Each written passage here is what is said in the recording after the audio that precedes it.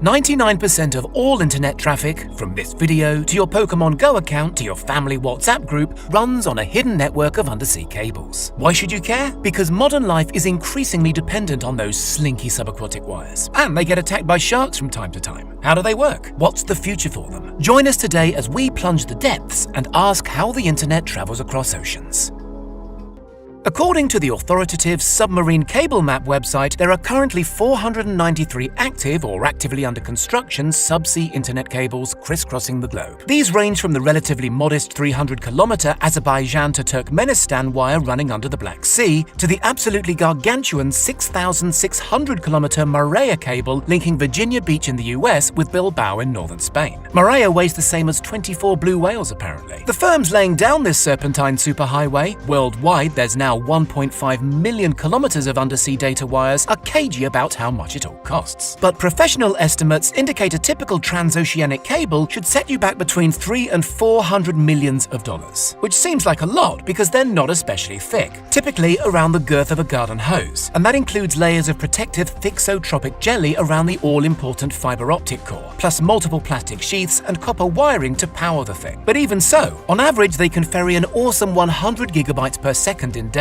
with newer and forthcoming cables able to transmit 400 gigabytes per second. So how does so much data fit down such slim channels? Part of the answer is an extremely sophisticated data wrangling technique known as dense wavelength division multiplexing. Put simply, dense wavelength division multiplexing lets data providers use more than one wavelength of light to convey information fiber optically. Instead, several wavelengths are employed simultaneously and stacked, creating astonishing data speeds. This happens at buzzing, data center-like landing sites at either end of the cable. Are the cables just straightforward long wires? Not quite. Every 70 to 100 kilometers or so along the seabed, cables are punctuated with so-called repeaters. These essentially serve as amplifiers, keeping the signal strength up to par over long distances. That's why the cables incorporate copper conductors, by the way, carrying up to 10,000 volts of DC to power the repeaters. How are the cables laid? They're first coiled into vast cylindrical drums on specialized cable-laying ships. As much as a year's planning and charting will go into plotting the perfect transoceanic route. Bad locations for undersea cables include anywhere volcanic, or anywhere especially earthquake or mudslide prone, or anywhere heavily trawled by fishermen. The cable is spooled out the back of the ship at a sedate pace of around 10 kilometers an hour. If the ship encounters bad weather,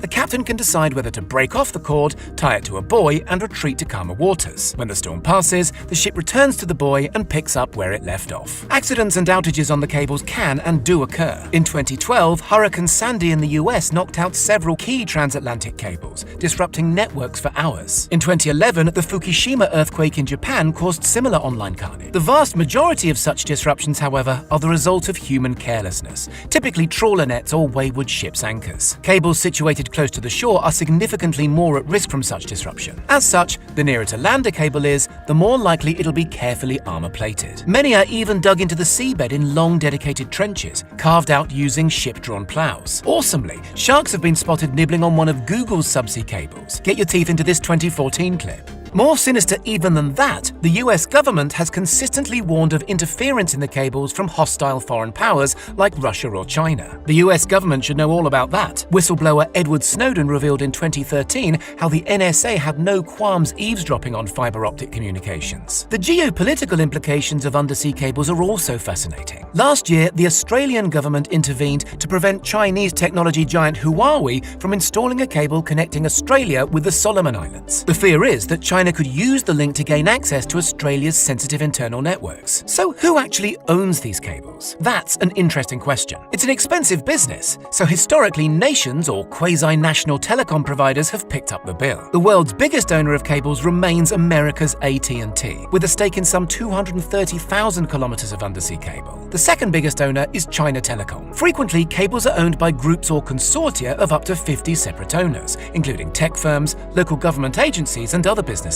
And while this model helps spread the initial cost, it's less helpful when something goes wrong and nobody can agree who has to put on a wetsuit and do something about it. Increasingly, big tech is recognizing its scope for growth is limited by the undersea cable network. So over the past few years, the overwhelming majority of investment in undersea cable infrastructure has come from companies like Facebook, which currently owns nearly 100,000 kilometers of cables. Google owns roughly the same amount. Amazon has its own massive private network, hooking up the online giant's its mighty AWS data centers through cables traversing the Atlantic, Pacific, and Indian Oceans, plus the Mediterranean, and the Red Sea, and the South China Sea. The tech giants like to frame these vast environmentally disruptive infrastructure projects as civilization-enhancing largesse on their part. But they're also shareholder companies, remember, who know perfectly well that increasing the number of human beings online is the only way they can continue to grow. Hang on a second, you're probably thinking, what about Starlink? Isn't our old mate Elon about to make the internet wireless any day now? For now, cable is by far the cheapest and most efficient means of yeeting vast packets of data over incredibly long distances fast. Even normally bullish Musk says Starlink is only aimed at people who don't presently enjoy access to high-speed fiber. But who knows how that'll pan out in a decade or two. For now, the future is very much undersea cables. Only this summer, Google and Facebook announced a joint initiative to build an undersea cable named Apricot. Apricot will link up Singapore, Japan, Guam, the Philippines, Taiwan, and Indonesia by the year 2024.